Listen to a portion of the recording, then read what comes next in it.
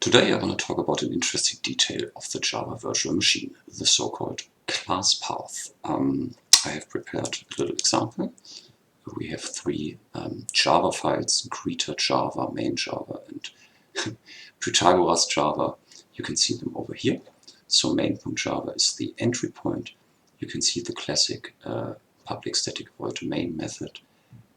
Here we call a static method of the Pythagoras class.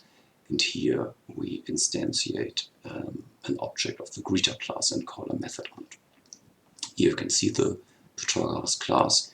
Here you can see the greeter class. The details of these classes aren't really that interesting. The interesting part is that main.java uses Pythagoras Java and greeter Java. Okay, so first of all, if we want to execute this example, we have to compile it first. So let's invoke the Java compiler, and let's say, let's start at the bottom and compile the greeter Java. And when we do that, we can see that we get a new file called greeter.class. This is the compiled version of greeter.java. And if we wanted to look into it, we can do that with the javap command -c greeter. That should show us the implementation at the bytecode level. Right.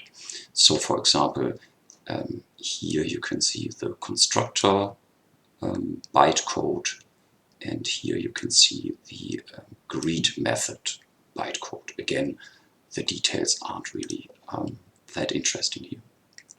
Okay, but the interesting point is that this line only compiled greeter.java, and if I do the same for the Pythagoras Java, then you will see that again we get a class file. We can peek into it,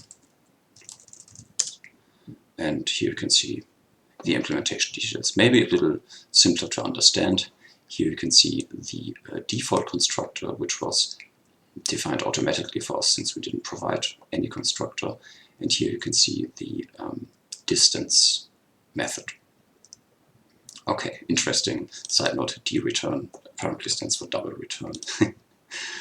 Okay, let me remove those class files. Can I do it with RM under Windows? Yeah, okay, cool. So what happens if we compile main.java? Okay, let's look. And here you can see that compiling main.java also compiled Pythagoras.java and greeter.java, because the compiler can't really know whether this is valid Java code without having compiled Pythagoras class. And the compiler can't really know if this is a valid constructor call and if this is a valid method call without having compiled the greeter class. So that's pretty cool. So if you just pass the main entry point to the Java compiler, then basically your whole project will be compiled. Okay, and can we also run this? Java main.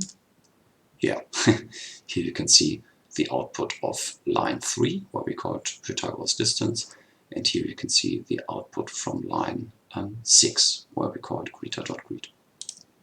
Okay, so now what happens if we delete some of those class files? So for example, let's get rid of the greeter class file,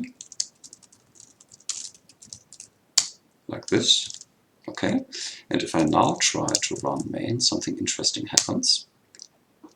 You can see that line 3 with the Pythagoras distance still worked, but then in line 5 we got an exception, Java lang NoClassDefFoundError. So at runtime, every time the Java virtual machine sees the usage of a class it hasn't encountered yet, it will try to load, or the ClassLoader will try to load that class file. And in this case, the ClassLoader was unsuccessful, class not found. Right, and here you can see the ClassLoader mentioned. Okay, so that's pretty interesting. So does that mean that, oh, I'm sorry, I wanted to compile again. Does that mean that all the class files have to reside in the same directory? the answer to that is no. So for example, I can move the greeter class one level up, and the Protagoras class maybe also. Now I can see those class files no longer reside in the example directory. Instead, they reside in the directory above. Oh, no, I use dir instead of as. Right, that's okay. Okay, so now again, if I run main, you will see the ClassLoader can't find those class files, but maybe we can tell the ClassLoader where to look for those class files. And that's exactly where the class path comes in. So I can say the class path should be the directory above, and I want to execute main. And now we can see that not even the main class could be found, because of course it's not stored in the directory above.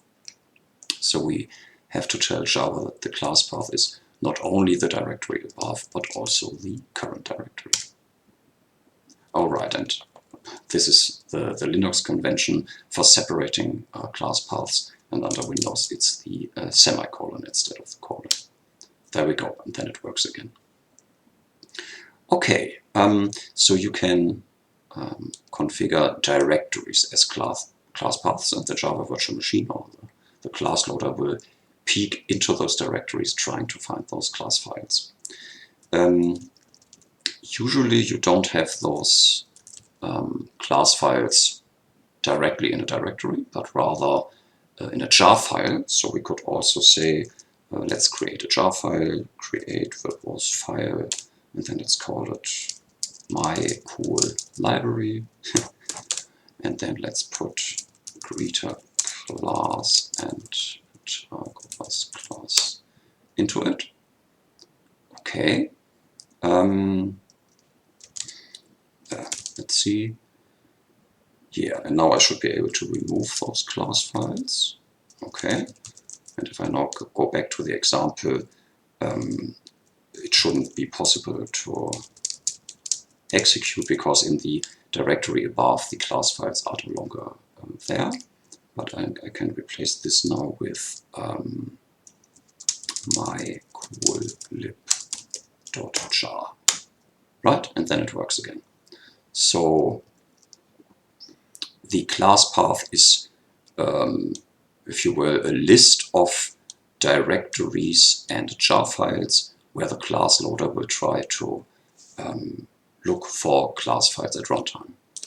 Okay, and that's not only for the Java runtime for normal execution of your program.